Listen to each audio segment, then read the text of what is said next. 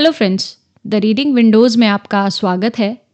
आज हम आपके लिए एक ऐसी किताब लेके आए हैं जो आपको चाणक्य की भांति पावरफुल होने में मदद करेगी।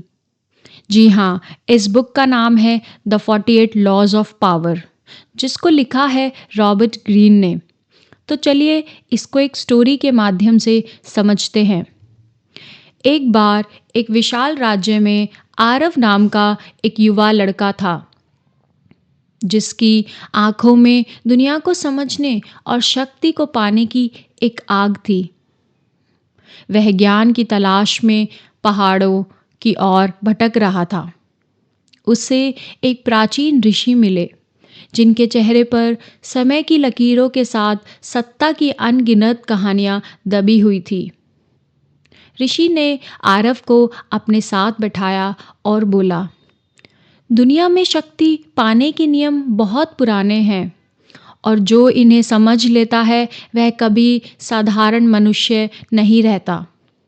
उन्होंने आरव को पहली सीख दी कि जीवन में कभी अपने गुरु या मालिक से ज़्यादा मत चमकना, क्योंकि उनकी इनसिक्योरिटी तुम्हें कुचल देगी।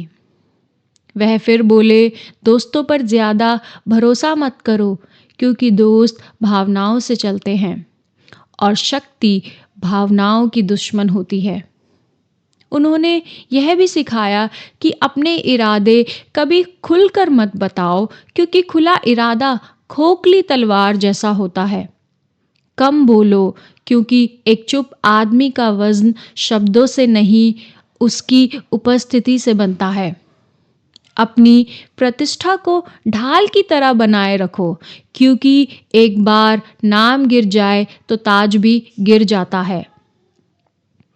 और दुनिया का ध्यान आकर्षित करो, क्योंकि खोए हुए को कोई खोजता नहीं है, लेकिन दिखाई देने वाले को दुनिया याद रखती है।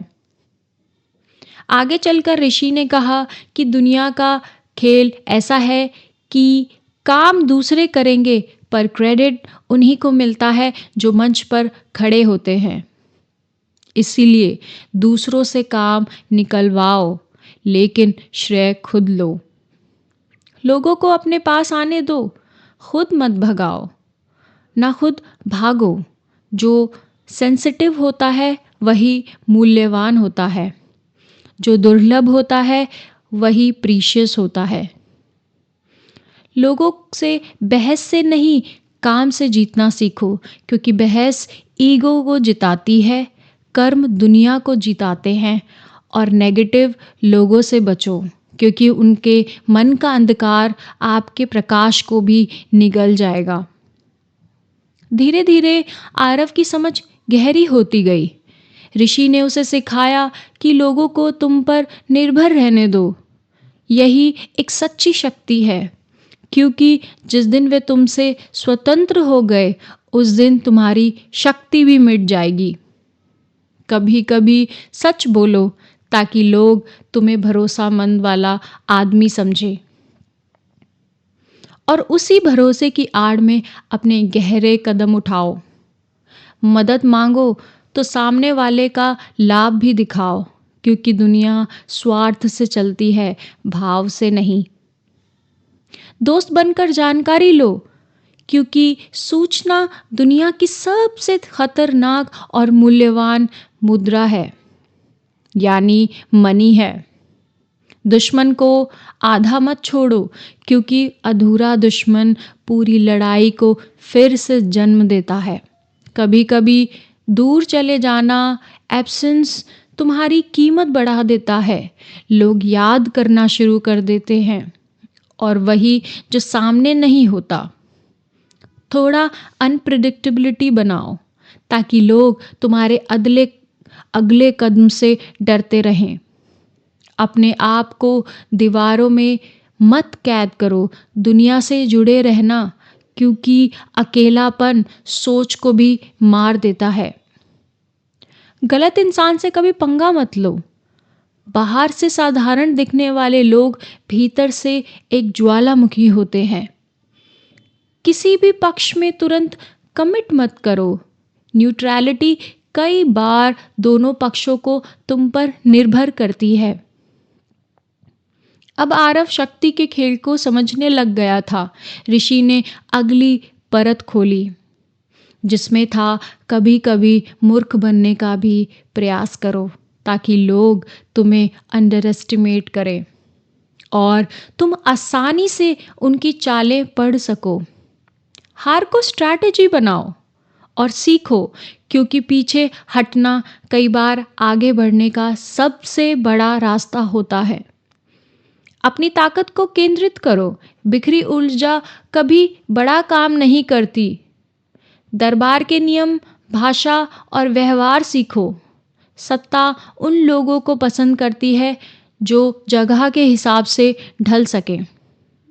अपने आप को बार बार नया बनाते रहो, नई स्किल्स सीखो, क्योंकि पुराने ढांचे हमेशा टूटते हैं और नए ढांचे हमेशा रूल करते हैं। अपने हाथ हमेशा साफ रखो। गंदा काम दूसरों से करवाओ ताकि तुम्हारी छवि एकदम दूध जैसी बनी रहे।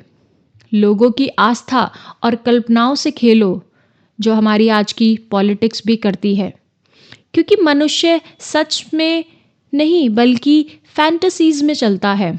और जब कोई कदम उठाओ तो पूरे साहस के साथ उठो। आधा साहस मौत कहलाता है। हर कदम को उसके अंत तक सोचकर चलो। बिना अंत जाने शुरू करना एक अधूरे काम में कूदने जैसा है। अपनी सक्सेस दिखाओ ताकि लोग तुम्हें जादूगर समझें। सक्सेस को इजीली पोर्ट्रेट करो कि ये बहुत इजीली मिली है, ना कि मजदूरी करके। विकल्पों को इस तरह नियंत्रित करो कि लोग वही चुने जो तुम चाहते हो। दुनिया को सपने चाहिए, उन्हें फैंटेसीज दो। हर इंसान की कोई ना कोई कमजोरी होती है, उसे ढूंढो और उसी से द्वार खोलो। राजसी रहो। स्टेटस वही पाता है जो खुद को स्टेटस वर्दी दिखाता है।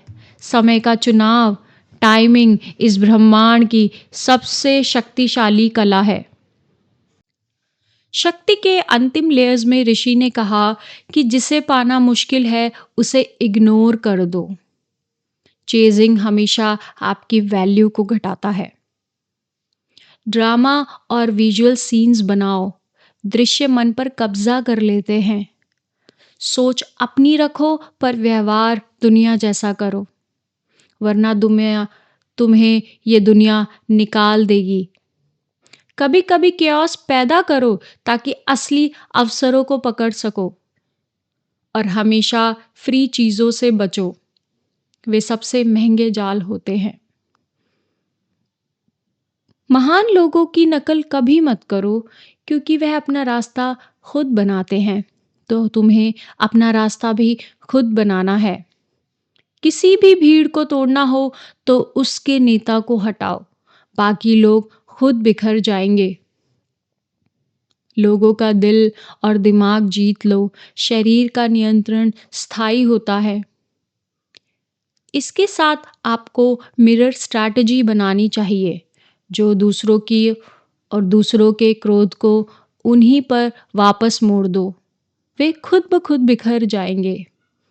बदलाव धीरे धीरे करो। अचानक परिवर्तन विद्रोह पैदा करते हैं।